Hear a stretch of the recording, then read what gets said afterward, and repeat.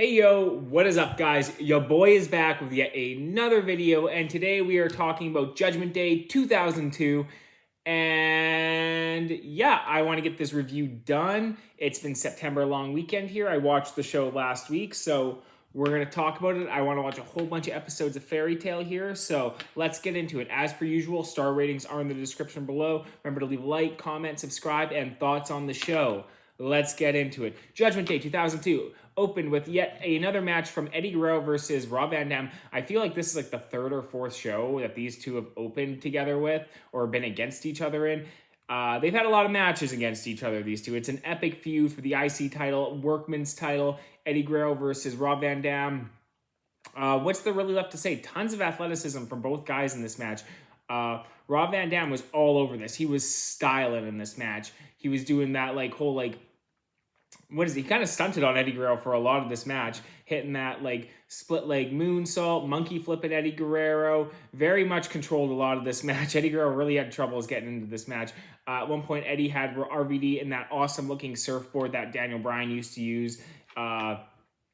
He kind of brought it back. He'd sometimes break it out. Like for a while there, he wasn't using it, but it's a really, really cool looking surfboard move. Eddie Guerrero ultimately went on to win this match by cheating and using the world title on RVD to get the pin. He missed a frog splash in this. I thought he went for the frog splash. RVD did hit the frog splash, but I think the referee was down for that. And then Eddie Guerrero hits him with the belt, and he retains as IC championship. So it's really cool to see where this goes from here, because every time Rob Van Dam gets closer and closer to winning that IC title, Eddie Guerrero manages to retain and hold the belt from him. So we'll see. Is he still going to be champion at King of the Ring, or what goes on heading into SummerSlam here? Next up, Trish Stratus versus Stacey Kiebler. Two very hot girls here. Batista, this is before he was a part of Evolution. He was with Reverend Devon, who was out in Stacey's corner of this match. Bubba Ray Dudley comes out, gets involved in this match. There's not a lot to say. This is a very, very short match. Trish picks up the win with a bulldog. Only really interesting thing that happened in it was kind of just Devon and Bubba getting involved after Stacey gets tossed to the outside. And then Trish gets hit with a body slam from Batista. That was pretty crazy to see. So nothing really crazy to say about anything here. So the next match here was the Hardy Boyz versus Paul Heyman and Brock Lesnar. Now, the Hardy Boyz, they jump Brock Lesnar right off the bat because they know Paul Heyman's probably not going to mess with them. Lesnar hits an F5 on Jeff Hardy, but he tags in Paul Heyman. Paul Heyman picks up the W. So these were very, very short matches. So nothing out of the first three matches was very, very good here. So I was sitting there thinking, I was like, damn, I feel bad for the people who paid $50 for this back in 2002 while I'm sitting here in 2025 watching it on Netflix. Yeah, so I was like, yo, this show's got to pick up here. And then the next match starts.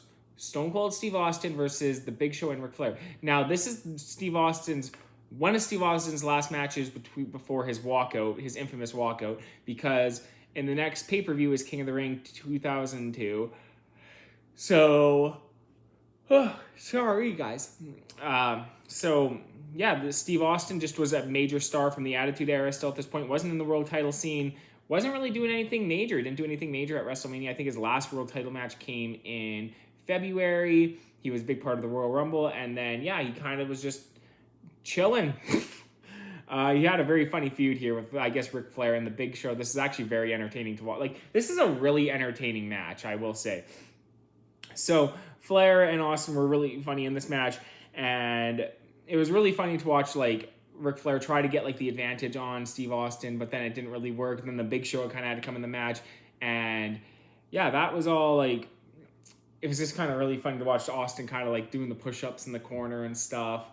And then he has Ric Flair in the figure four, and The Big Show has to come and get Ric Flair out of the figure four, and they managed to get the upper hand for a little bit. But all in all, Steve Austin, it turns into a bit of a stunner show here. He hits Big Show with a stunner, and then X-Pac comes out to get involved, who ultimately gets hit with a stunner too. Then Ric Flair gets hit with the stunner. Then Big Show gets hit with 2 stunners. And yeah, this match is actually really, really entertaining. And if you're a Steve Austin fan or you just like watching fun pro wrestling matches, take the edge off, this is a match that'll leave a smile on your face. So definitely watch Stone Cold Steve Austin versus Ric Flair from Judgment Day 2002. That was a very, very good match. Next up was probably the best match of the night is our boy Edge versus Kurt Angle in a hair versus hair match. And I will say this match was very, very competitive and very, very intense throughout the whole thing. It was just guys just launching everything they had at each other throughout the whole duration of this match. And I guess if my luscious locks here were on the line, I would be giving it 110% as well, trying to win this match. This match here is just really great pro wrestling. I feel like a lot of pro wrestling today is what this match was back then, where it's like very, very how do I say this? There's just a ton of suplexes, ton of tackles, ton of rolls outside the ring. Ankle is getting him in, looking for the submission. Edge is countering with the execution, hitting the Impaler DDT on Kurt Angle. There was a ton of suplexes in this match. Kurt Angle hit a really nice angle slam, which Edge managed to kick out of. This match was very, very, very athletic, very competitive. And I know I say that a lot, but this match, you had to put your running shoes on to be in this match. That's what this match was like. It was up, down, out of the ring, in the ring, tackle, suplex, top rope, suplex off the top ropes. So yeah, just tons of athleticism from both guys. I see why Edge was wildly, wildly popular because he was very, very athletic, especially here in 2002. He might have been at his peak athleticism here in 2002. So Edge, he did hit 2 spears in this match, which did not get the win. He even hit a spear to the outside at one point, which Edge, I mean, somehow Kurt Angle managed to get the advantage of when they came back into the ring. But yeah, but Edge ultimately won with a roll up after Kurt Angle went for a angle slam. And then Edge chased him around throughout the duration of the show, trying to find Kurt Angle because Kurt Angle was not getting those luscious locks chopped off. I am very, very sorry, guys. It's been a weekend. It's been a weekend. So next up here is a match I wasn't really sure what my feelings were coming into this match because I've seen it once before. I'm a big fan of the Hell in a Cell matches when I was a teenager. I really wanted to watch this match. But yeah, let's talk about it. Triple H versus Chris Jericho, and I assume this was their blow off to their 2002 feud, and yeah, Triple H comes out. He's a huge star at the time. He was a massive, massive star. The crowd was going absolutely apeshit for him. His entrance was awesome. He came off like a freaking megastar. So Triple H, again, controls the beginning of the match, hitting solid right hands into Chris Jericho's face, throwing him into the steel cage. And yeah, Chris Jericho, while he was reeling through the first couple minutes of this match, with Triple H just coming out like a house of fire, he does manage to take advantage by hitting a catapult of Triple H into the cage, and that's where the whole match kind of turned around for Chris Jericho, because Chris Jericho then pulls out a ladder, and he uses the ladder and abuses Triple H with it in the ring, till ultimately Tim White, the referee, gets knocked down. I believe he gets thrown, I think Triple H reversed an Irish Whip and smoked Tim White. Tim White falls to the outside. Chris Jericho then goes and attacks Tim White on the outside. He has getting back into the ring. Triple H has a sledgehammer, hits Chris Jericho in the face with it, but there's no referee to count the fall. So, similar to 97, the referees come in to get Tim White. Door opens up, Chris Jericho and Triple H brawl to the outside, which ultimately leads to Triple H hitting a DDT on Chris Jericho through the table. But they managed to climb up to the top of the cage, where Triple H brings up a 2x4 with barbed wire wrapped up in it. And this is a really intense spot at the top of the cage, where Triple H was caught in the walls of Jericho. Jericho got hit with the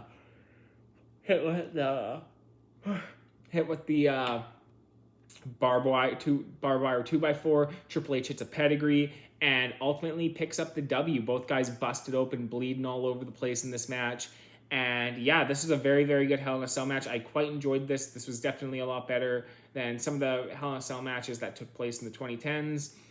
It was a very, very good Hell in a Cell match. I quite enjoyed this. It was very entertaining. Definitely check it out if you're a fan of both guys. This is a very good match, especially during Triple H's prime here. Next up, we have, again, a kind of a fun little in-between match of before the main event. Billy and Chuck versus Rikishi, and who's Rikishi's partner? Rico, who is managing Billy and Chuck at the time. And then he's like looking at him, he's like, I don't know, I didn't make the call. And then, so it's really funny. So Rikishi kind of just dominated a lot of this match. It wasn't a very long match. Billy and Chuck, they both had a lot of offense, and Billy Gunn hit a famouser on Rikishi, and yeah, Rikishi just kind of kicked out everything. Man, guy was a big dude, very, very thick man, Rikishi was. And yeah, ultimately Rico tries to help Billy and Chuck, but then he kind of kicks one of them, and Rikishi manages to pick up the W, making both Rikishi and Rico tag team champions. I thought this was hilarious. So next up was main event time. The Undertaker versus Hulk Hogan for the WWE Undisputed Championship. First time I believe these two met since 91, 90? I think so, yeah. Back in 91 is when Undertaker won that first title, if I'm not mistaken. So, yeah, this is the first time these two have come across each other since then. And this match was pretty good. Undertaker, Biker Taker at the time, comes out, motorcycle, rolling. Hulk Hogan comes out to a different theme song, which was still okay. And he's just doing this, like, shh, and the crowd's going absolutely apeshit. They are loving this Hulk Hogan rerun, run in 2002. This is a very much a 1980s style match. If you watch a lot of matches from the 1980s, 2000s, it's a lot of not 2000s, 70s, 80s. There's a lot of punching, kicking, working over a body part, which is exactly what this was. Hulk Hogan and Undertaker, they're throwing heavy punches early on. Undertaker just can't get the upper hand on Hulk Hogan, so then he slides and takes him out with a shoulder block to the knee, and then he just kind of works over the knee for most of this match, and then he gets a choke slam, well, a brutal looking choke slam, but I mean brutal, I mean it looked fucking terrible, on Hulk Hogan. Hulk Hogan kicks out of it, starts hulking up, takes the advantage. Vince McMahon actually comes out and costs Hulk Hogan the match. Undertaker hits another choke slam on Hulk Hogan and becomes your undisputed WWE champion. So, yeah, kind of crazy that is... it's kind of funny just how that worked, how Hulk Hogan beat Undertaker for the World Championship. And then Undertaker, I don't think, held the world title until 1997. And then here we are. I think this ended, Undertaker beats Hulk Hogan, and I think that's the last time Hulk Hogan ever held a world championship, unless he held one in TNA, which I don't think he did. But yeah, this must have been it. Anyways, let me know what you guys thought of Judgment Day 2002. I thought the show was decent, not my favorite show I've watched on this whole rundown memory lane, but it wasn't the worst thing ever. It had some really great bright spots to it. Anyways, peace out, guys.